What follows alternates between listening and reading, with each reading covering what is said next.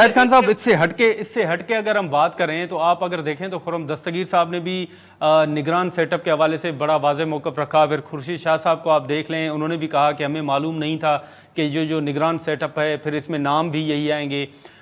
इसमें हमने देखा कि ANP का मौक़िफ़, अगर मेरी, हो सकता है मैं गलत हूँ, मेरी नज़र से नहीं गुजरा, ANP निगरान सेटअप को कैसे देख रही है? क्या आपको तवक्को थी कि ये नाम आएंगे या आपसे कोई मुशावरत नहीं हुई थी?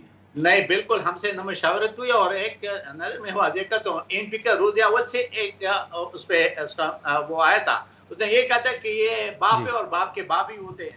तो आप मुझे बता रहे हैं कि ये जो प्राइम मिनिस्टर बने इसके मुतालिक तो अभी ये आ रहा है कि ये सऊदी वो यूके में टैक्सी चलाता है। टैक्सी चलाना कोई बुरी बात नहीं है, लेकिन ये सुना है कि ये अफगान नेशनल के डॉक्यूमेंट से उधर ये काम कर रहा था।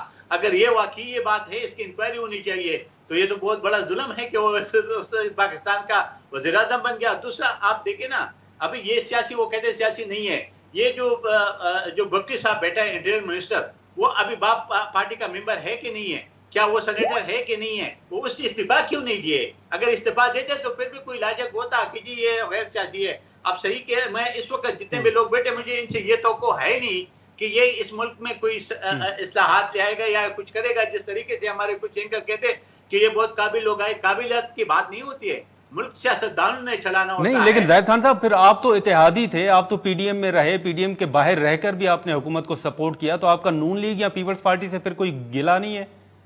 देखिए जी, मैं तो कह रहा हूँ कि हमसे तो पूछा नहीं गया। बदकिस्मती से हम तो उस कैबिनेट का हिस्सा नहीं थी जो फैसले कैबिनेट में करते रहे। हम हिस्से में नहीं थे, बाकी हमसे नहीं पूछा गया। तो आपको मालूम है कि किसी बात पे हमसे नहीं पूछा गया। हमने ये क्या गलती की थी, हम मानते हैं कि हमने उनको सपोर्ट किया था, इसलिए सपोर्ट किया था उस वक्त कि हमने कहा कि शायद अवाम को कोई रिलीफ मिल जाए। अवाम को रिलीफ बजाय अजाब में डाल दिया।